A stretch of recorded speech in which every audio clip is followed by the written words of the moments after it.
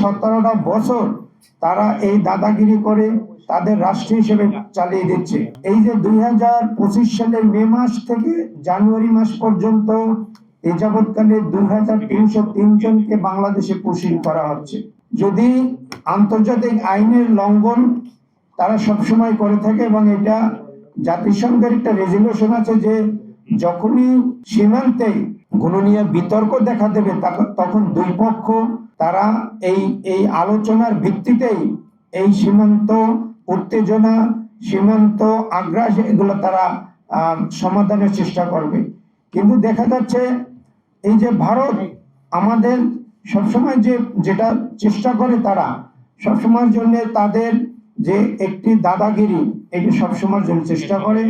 এবং যেটা 17টা বছর তারা এই দাদাগিরি করে তাদের রাষ্ট্র হিসেবে চালিয়ে দিচ্ছে। কিন্তু আমরা দীর্ঘ আন্দোলনের পরে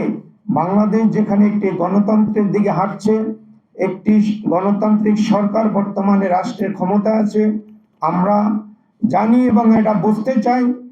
এই যে ভারতের সাথে দ্বিপাক্ষিক আলোচনার ভিত্তিতে যদি এই পুষিং রক্ষা করা না হয়, ইতিমধ্যে আপনারা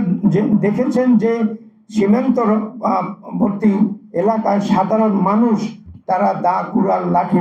লগি বইটা নিয়ে তারা সেখানে পাহারা দিচ্ছে, এবং আমরা গৌরবান্বিত যে এর পাহারা যারা আমরা বিজিবি দিচ্ছে বর্তমানে, তারা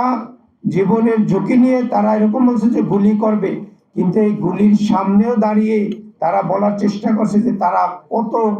দেশপ্রেমিক, এবং এই দেশের জন্য তারা